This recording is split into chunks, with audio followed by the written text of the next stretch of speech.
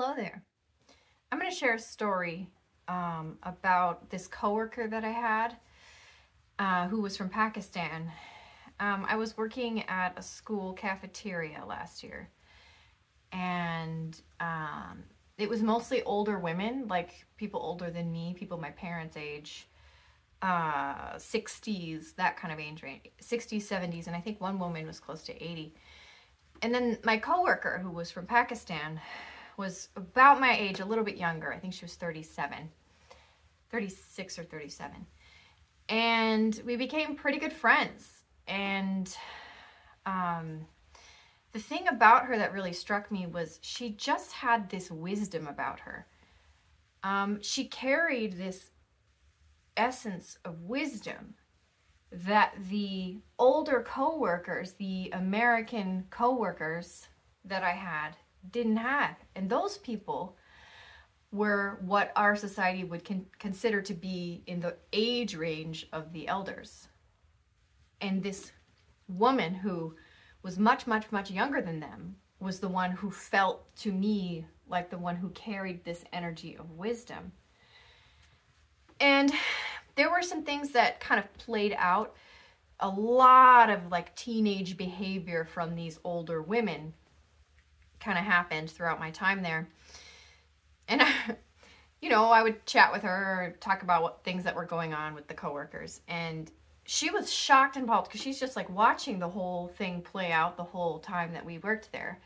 And she even got really mad once, and it was so funny. She's like, what do these people have? These older people in this Western culture, they've got what, gray hair? They don't have wisdom. And she was right. So she was talking, and she said something really profound. She was from a rural part of Pakistan. And she said, in Pakistan, there are older people that were in my village that didn't have formal education, but they had wisdom. These people, she's like, these people are older, they've got gray hair, they've got college educations, but they don't have wisdom. And I think that there's something really important in that I want to share with people. So I don't think that I have all the answers. But what I do believe is that wisdom is not the same thing as knowledge. Wisdom comes from that inner spiritual space, that space of stillness within each and every one of us. I think that this is probably more of a Western culture thing. Maybe not. Maybe it's more than just Western culture, but this belief that wisdom comes from a set of beliefs and knowledge about the world. But I really don't think that's the case. Because like my coworker from Pakistan said, there were people she knew that didn't have any formal education, probably couldn't read. Maybe, I don't know. But what I'm saying, my point here is there are people out there who can't read, who have access to more wisdom than people who, graduated with a PhD from Harvard or something like that. So clearly, knowledge and intelligence and cleverness is something different from wisdom. Certainly it seems possible that you could have both of those things. A person could have access to both. But I think what we have in our world is so people are so attached to the physical and so divorced from their inner spiritual nature. Not everyone, but I would say most people still at this time, that people value learning, knowledge, cleverness over... Okay, so I'm going to give you my definition, my personal definition of wisdom. Knowing the right thing to do in any given moment, the right thing to do or say in any given moment. So, and that comes from a place of stillness.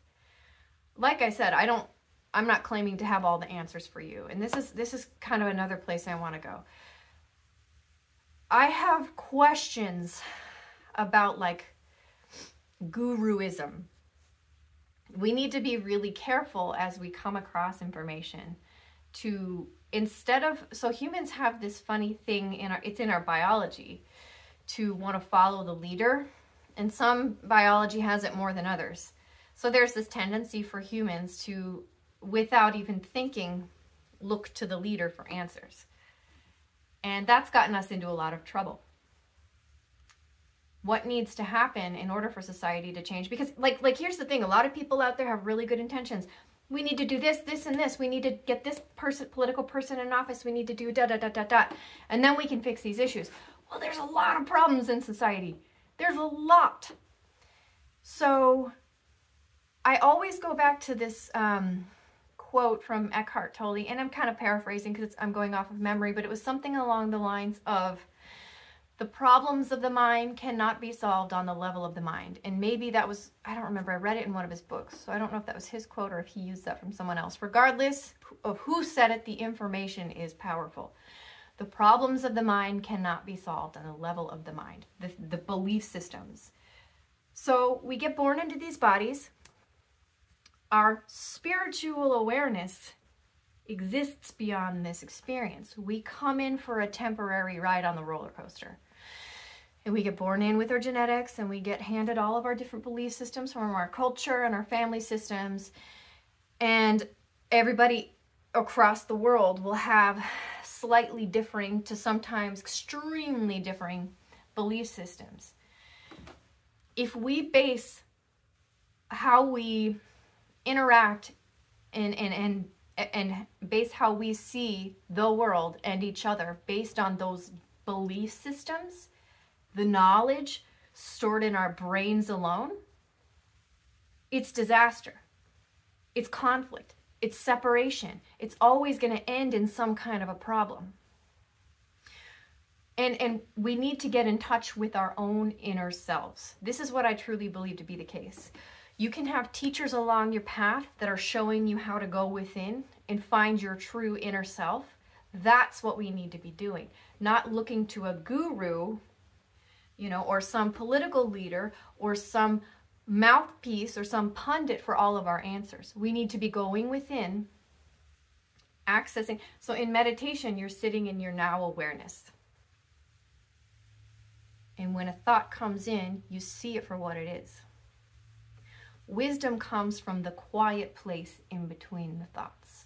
Spending time in that place is where your wisdom is. You need to empower yourself and not have somebody else giving you all the answers for your situation. Everybody's situation is different. And everybody's belief systems are different.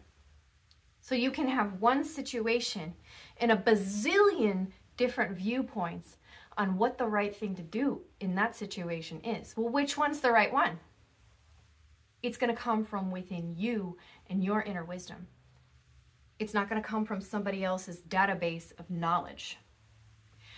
I understand that there is a place for knowledge in our world. There absolutely is a place for it, but it does not come above our inner wisdom. That knowledge base is used as a tool for the inner wisdom to use in a sane and stable, balanced society. I've come across, on my YouTube feed recently, a lot of younger generation shaming, and this is an old thing. The people who were young adults in the 1960s were shamed by the older people, and this has just continued down the line. The millennials were shamed. I'm seeing a lot of, is it Gen Z hate? Shaming. And this is so backwards to me. That's not wisdom, okay? Think about Master Yoda. Could you picture Master Yoda shaming the younger ones and criticizing them and telling them how bad they are? No. No. Yoda radiates love, compassion, and understanding. Here's the thing about the younger generations. So we are taught as children by the adults around us and by our culture around us. The adults who are shaming the younger generations need to be looking at themselves more and figuring out how they can access their own inner wisdom. Because when you're taking a bunch of time to shame someone else, you're not in a place of wisdom. you're ignoring your own healing that needs to be done. So I think that's all I really want to say about wisdom for today. If you watched this, thank you so much. I really appreciate it. I hope you have an awesome day. And just know, inner wisdom is what we need to be accessing. Our own self, inner wisdom, not knowledge, not listening to other people. And there we have it. Bye for now.